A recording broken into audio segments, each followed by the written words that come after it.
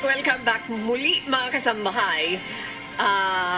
Tuloy tayo sa ating pagbabayanihan ngayong hapon dito po sa Serbisyong Bayanihan sa ngalan pa rin ng ating Kuya Daniel Lozon. Some things value decreased over time. Alam mo Manuel, may mga bagay na importante ngayon pero sa darating na hinaharap ay wala ng halaga dahil hindi na kailangan. Same goes to some parts of our body. Alam nyo ba, mga kasambahay, na mayroong parte ng ating katawan na di umano'y walang clear function o kaya naman ay nawala ang kanilang original function matapos na mag-adapt ang katawan ng tao sa iba't ibang nangyari sa mundo over the years, Manuel. At ano nga ba, Miss Annie, ang mga parte ng katawan na ito? Yan ang ating pag-uusapan kasama ang isang naturopathy and wellness specialist. At siya po ay mga kasama natin sa pamamagitan ng Zoom. Please welcome to the program. Welcome back po, Dr. Lulu Marquez. Magandang hapon po. Welcome po muli sa Serbisyong Bayanihan, Doc Lulu. Hello. Hi, magandang hapon po sa inyo, Miss Annie and Sir Manuel. Maganda yung topic natin ngayon, Miss Annie. Yes. Thank Okay? you for joining us it's all again. about- Opo, our Naman, friend Dr. oo nga eh. Lulu. Thank you. Welcome Yes. back. Ayan.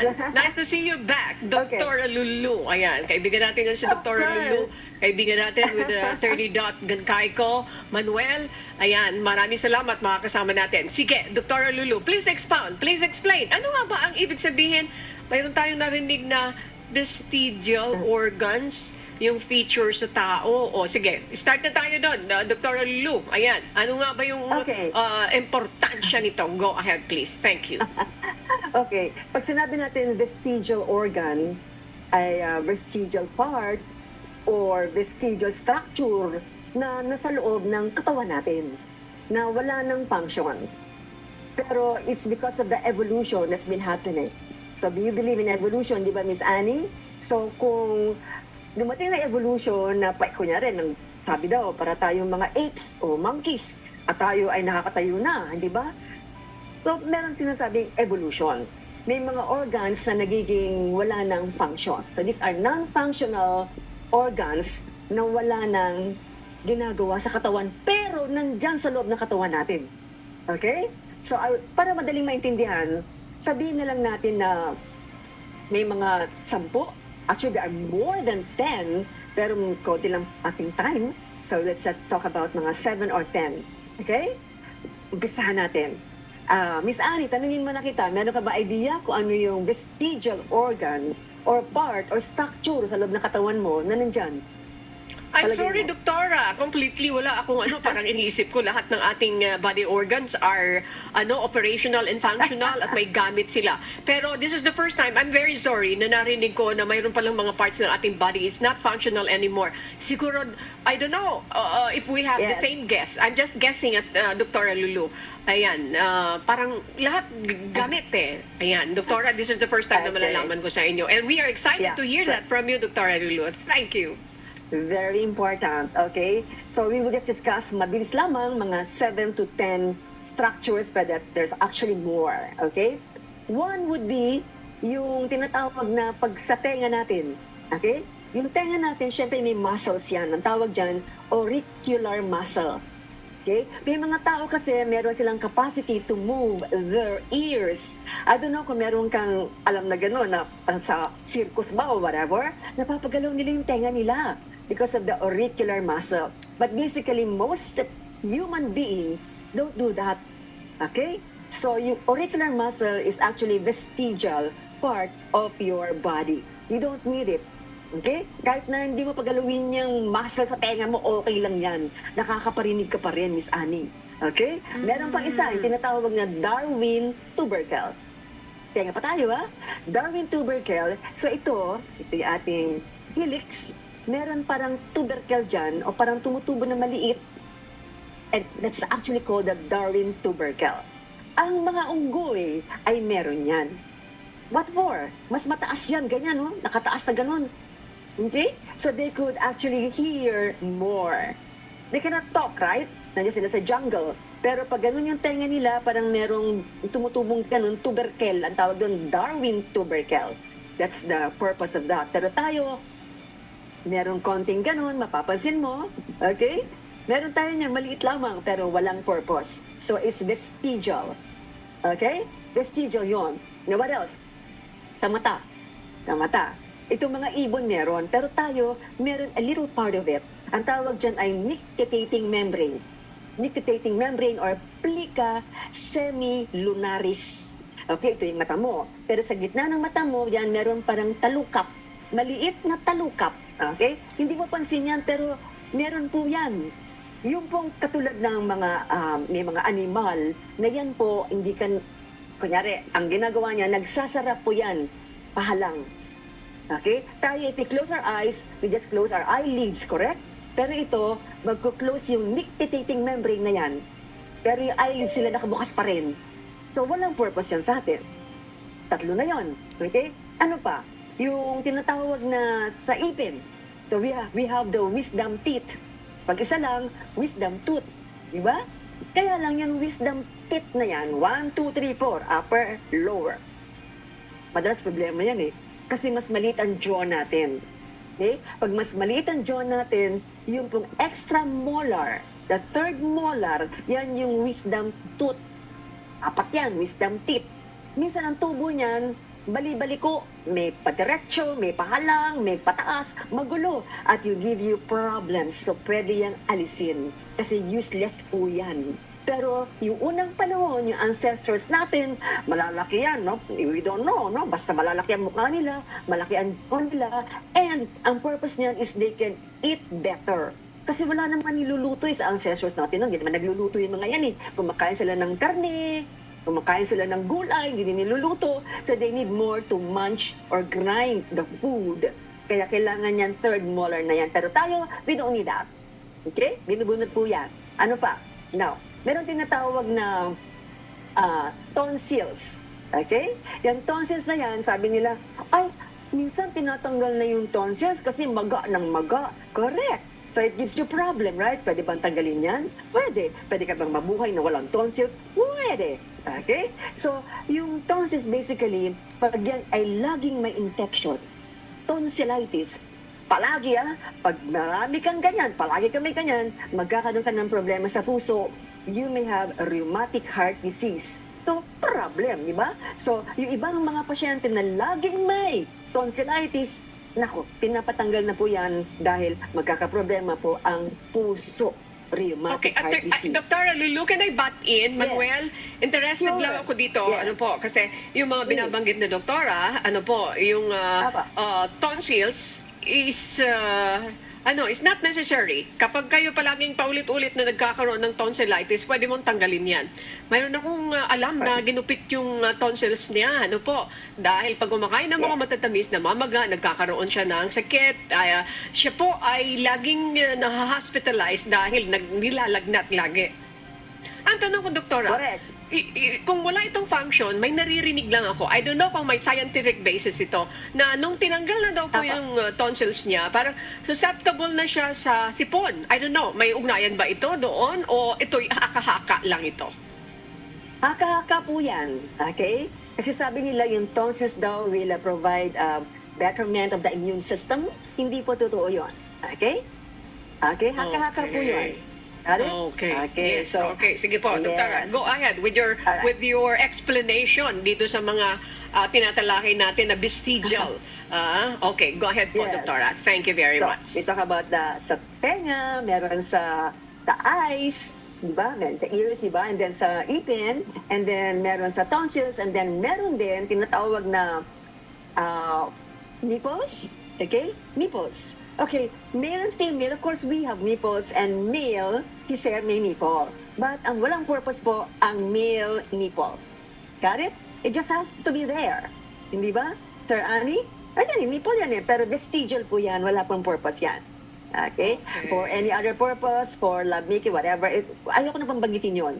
Pero wala pong purpose ang male nipples, vestigial po yan. It just has to be there. Okay?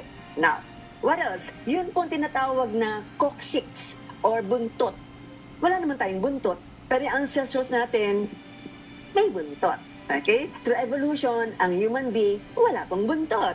Pero, meron pong tinatawag na dulo po ng ating spinal column, or vertebral column.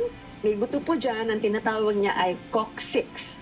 Okay? Coccyx or tailbone. But it can actually support the balakang or yung pinakapuwet natin. Pwedeng support siya. Pwedeng dyan nag-attach yung mga muscles na ating pelvic area. Okay? But the purpose of the buntot, wala. Vestigial po yan. Got it? Okay. What else? Yun pong body hair. Ayan. Okay. Yung po ating buhok. Okay? Body hair, I'm talking about goosebumps. Pag ikaw ay natatakot, ay, natatakot ako. Tumitindig ang aking balahibo. Hindi ba? Tama? Okay? O kaya, giniginawa ko, tumitindig ang balahibo ko. Di ba? You do that? Okay? Pero actually, vestigial po yan. Wala naman siyang purpose eh. Warning lang yan sa'yo. Pero, sa ibang mga animal, I'm talking about other mammals, not only human beings. So human beings are mammals, right? I'm talking about other mammals or reptiles or anong animal. Pag sila ay nasa jungle at sila ay natakot at kakainin sila, then they will do what they do is they raise their hair, okay, para mas maging malaki sila, and then they will have this tinatawag na tatakutin nila yung kanilang predator. Okay? So it makes their body bigger. Yun naman, pampalainit, okay? Kaya it will trap more air in your body. Kaya lang, wala naman tayong enough buhok. Diba? Kahit na tumayo yung mga buhok natin, wala naman din eh. Hindi ka naman iinit. Pero may mga animal, may mga mammals na yung kanilang hair can actually make them warm. Okay? So what else? May tinatawag na ito ay nasa ilong. Okay? They call it the vomeronasal organ. Nasa ilong po yan. Okay? Yan ang sinasabi na parang meron kang special ability to smell. Okay? Okay. Nasa ibaba po yan ng ating nose bridge, loob po. Okay? And more, hindi siya tube, more of a hole, just a hole. Kaya lang, pwedeng nag-exist yan when you were younger. Pero pag ikaw ay tumanda na, wala na po yan. Okay? Nag-exist po yan sa mga aso, okay? Pusa, remember yung mga aso, amoy-amoy yan, right? At iba pang mammals, correct?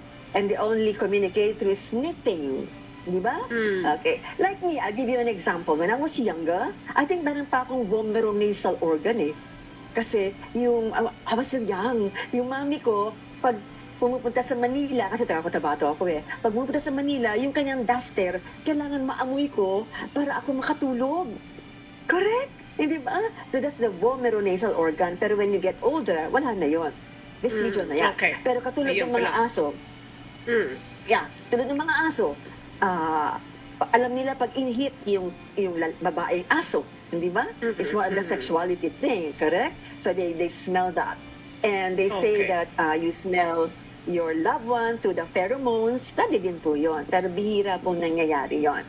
Got it? Okay. Oh, what else? Okay. Dr. Yes. Lulu, May tanong ka? for a while. Opo. Yes. May tanong si Yes. Manuel. Sige. Manuel, go ahead with your question po. Manuel? Yun, naman, napasadahan ng konti ni Dr. Lulu kanina tungkol dun sa nawala na yung tonsillitis or tonsils kasi lagi nagkaka-tonsillitis kaya pinatanggal na lang kasi wala namang function sa paniniwala nila. So may mga tao din ng like appendix po dahil nagkakaroon ng appendicitis. So ang tanong po ngayon, may epekto ba kung meron o walang appendix ang isang tao? Meron po bang epekto naman kung wala na po ito talaga, Dr. Lulu? Dahil nga nagkaka-appendix naman.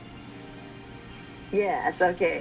So, first things first, ang i-highlight talaga natin dito, yung pinaka-popular na vestigial organ ay yung appendix. Hindi ba? Ang tanong, may tanong ka kanina eh, paano kung nagka-appendicitis sa tinanggal?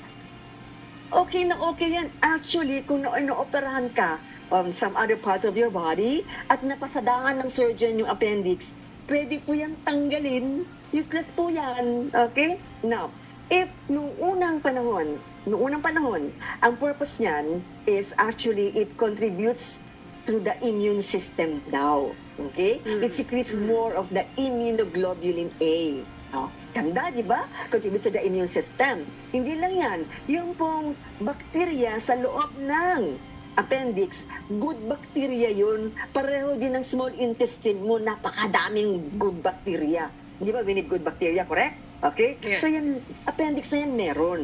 Pero ang problema, pag nagkaroon ng obstruction. Ang tanong nito, kuya, saan galing yung obstruction? Bakit nagbara yan? Ayan na. Okay. Obstruction could be coming from fecalids. What are fecalids? Feces po. Pupo. Okay? Alright. Remember po, yung small intestine, dyan yung mga absorption ng nutrients, papunta po sa large intestine. Ayan na yung sinasabi, it has to get out of your body, okay? But before it goes out to your body, dadaan po yan doon sa appendix. Now, kung yan ay nabara, tulad ng fecalids, hindi lang, sabi mo, posible naman, Tita Doc, fecalids. Pwede din parasite. Or kung meron kang cancer of the colon, mapupuntahan ng cancer cells. So it can cause obstruction, correct? Di ba? Or nagkaroon ka ng X-ray na you use barium, pwedeng nabara doon. So any obstruction, doon mismo sa lumen, appendix, magkakaroon ng irritasyon, inflammation, at infection because of the obstruction of the appendix. At once yan ay nabara, lahat po ng capillaries, blood vessels, nerve supply ay mamamatay. At pag namatay po yan, kailangan pong tanggalin yan. Walang forever na yan. Wala po sinasabi na, ay, sumakit ang appendix ko, mamaya wala na yan. No. Once it start to be painful, continuously it will be painful. It will start from your, ito po sa may puson, mag-umpisa yan sa may epigastric area. Dito po, sa may epigastric area. Okay? And, wala kang ganun kumain. Masakit yung abdomen mo. Nasusuka ka o nagsusuka ka. And nilalagnat ka na, bumababa na yung sakit, pababa sa may pusod. And after so many hours, no? Maybe 6 hours, kaya mo pa.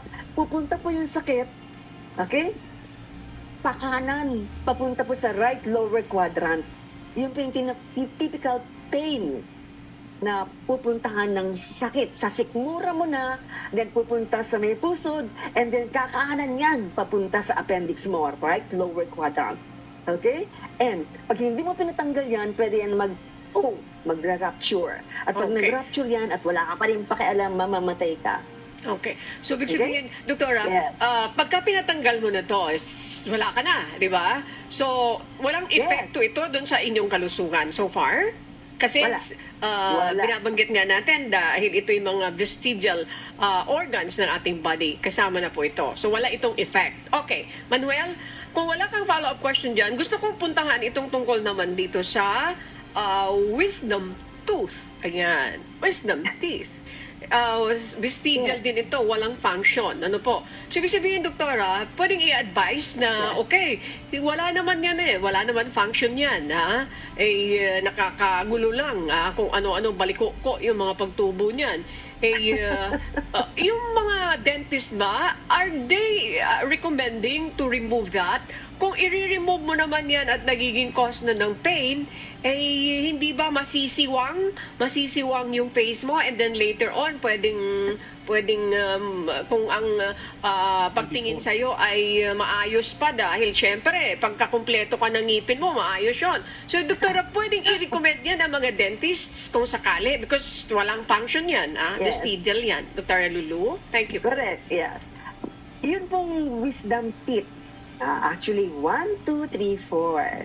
Okay? Pag yan po ay baliko, ikaw na mismo nagsabi, hindi po tama ang tubo, pwede pong padiretso, palabas at kung ano-ano pa. And then the dentist, and then you will start having pain. Then you go to the dentist, x-ray ka. Pag sinabi niya, tanggalin na natin ito, magkakaproblema. Kaya nga baliko-baliko yung ipin mo tanggalin natin yan. Okay? I'll give you an example, Miss Annie, ako. Okay. Yung tubo ng aking wisdom teeth ay paganyan. Mukha ko, di ba? Pag ganon, papunta sa'yo. Okay? So, yung lower teeth ko ay nagtiko-tiko siya. Then I asked my dentist, can you remove that? Okay? So, para dumiretso yung lower set of teeth ko. Yes, but you have to put braces. No problem. See? So yun yung point doon. Kung gusto mo, alam mo na maayos yung ngipin mo at magandang tignan, aesthetic, then pwedeng tanggalin yun. Pero may ibang mga wisdom tooth naman na hindi nagpo-problema kasi yung ibang molars nila, yung ibang ipin nila tanggal na, hindi na nagbangga-bangga. Okay? Okay. So kung may Yung sakit, sumasakit. Okay. Yes. Yes, Doktora, go ahead with that. And then I have another question po. Tungtungkol naman sa katalukap. After you finish that, ano po yun? Yung binabanggit nyo? Yes. So kung yung ipin na yan ang nagbibigay ng problema, then the dentist will tell you have to remove it, it's not important, then patanggal na. Okay. Okay?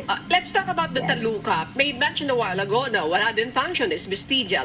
Okay. So, ibig sabihin, kung hindi naman siya nakakasagabal, pwede bang remain na lang doon sa area na yon and then pabayaan mo na lang siya? Which Mayroon one? bang, Alin yun? mayroon, yung sa may talukap, ano yun nga po yun? Nictitating membrane. Yeah. Okay. Paano po yan, Doktora? Completely, wala naman siyang function. So, ibig sabihin, Yes. panatilihin mo lang yan dyan kung hindi naman nagkukos ng Yes. pain or what. Pero pag nagkukos na ng pain o sa gabal, can you remove that? Pwede rin ipatanggal yan. Walang effect doon sa mata mo or what? Dahil sa talukap, malapit sa mata po yan. Doktora Lulu? Yeah. Bihira po ang nagkakaproblema sa plica semilunaris. Sa nictitating membrane, bihira po yun. Not unless na merong tumubo dyan, nagkaroon ng tumor, pero otherwise, yung percentage na yan ay lalala, wala po. Okay? Ayun. So, yung naglalagay ka ng makeup, dapat dahan-dahan lang din na hindi po yan mairita. Ayan. Okay? So Manuel, and this is the first time, I'm sorry, but I'm happy to hear this from Dr. Lulu. Mayroon palang mga organs tayo sa ating katawan na hindi siya operational. Ibig sabihin, operational siya pero wala siyang function sa ating katawan. Okay, balik ko sa inyo, Manuel, si Yes. Dr. Lulu para sa iba pang katanungan. Thank you po. Yes, salamat Miss Annie. Yes, At sir. parang nabanggit ata ewan ko lang kung yung binabanggit ni Dr. Lulu yung kuntil. Di ba may mga tao, Doktora, yung tenga parang Ano may po? kuntil, may sobrang Oh, parang yeah, the skin din tubercle. sa Kuntil tenga. ba yun? Yan po ba yan, no? Kasama po ba yan sa sinasabi niyong walang function pero natumubo sa Wala. sa katawan po ng tao?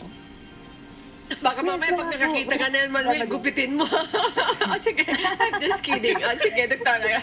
Go ahead, Dr. Yes, hindi siya not noticeable actually eh. Okay? Because, di ba ito yung tenga natin? Di ba ito yung tenga? Okay, meron na siyang maliit na tubercle. It's not really big, it's not even painful, it's not makate, it's not, hindi yan lumalaki. Hindi. Parang design lang siya na parang gumanyan, nag-umbok lang siya, pero it's okay. No need to remove that. It's Darwin's Okay. tubercle. Yung pong mga unggoy meron yan. Yung mga Okay? unggoy, po, sa tao Yeah. mayroon din po niyan, po, pero hindi naman nanonotice Meron pa most isa. of the time. Opo, Yeah. Meron pa isa sa kamay. Okay? Yung sa kamay What's that? naman, okay, you hold your hand. Okay? Tapos yon yung thumb.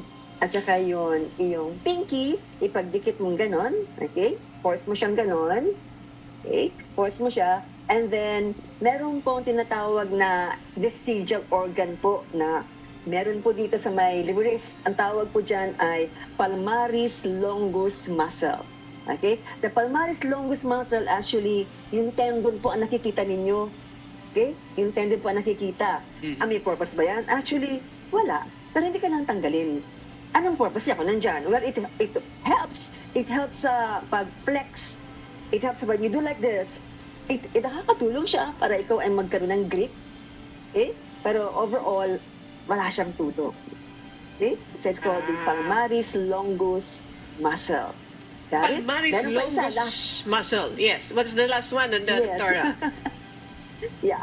And then yung isa pa, yung tinatawag na pyramidalis muscle. Yung pyramidalis muscle naman ay nasa may puson mo. Oo. Sa may puson mo, sa may linya alba. I don't know if you can understand that. Yung linya alba is nandito sa may pusod. And behind that, nandiyan yung tinatawag na pyramidalis muscle. And I can actually, it's just there. The muscle is there, but it does not serve any purpose. So, vestigial po siya. Ayan, Manuel. Baka mamaya patanggal mo yan, Manuel. Diba? walang purpose. Okay. Alam mo, Manuel, interesting yung ating pinag-usapan ngayong hapon. And medyo kapos lang tayo sa oras, pero mayroon tayong mga natututunan yun, sa mga functions ng ating mga organs at yung mga wala pong hindi naman.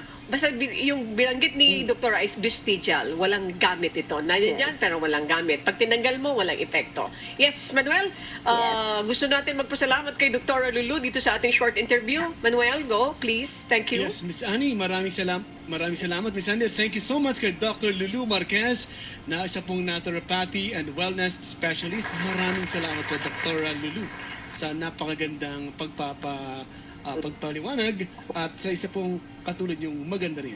Salamat po. Thank you so much. Sa uulit. Thank you. Thank you so much, Dr. Lulu. Maraming salamat. Ayan, vestigial organ. Ayan. Maraming salamat, Dr. Lulu. At muli, sa ngalan ni Kuya Daniel Lozon, tayo po nagpapasalamat din kay Miss D. Ayan, for the coordination. Maraming salamat. Magandang hapon po. Stand by for a while. Di pa tapos ang serbisyong bayanihan. Kami po ay magbabalik right after these few reminders.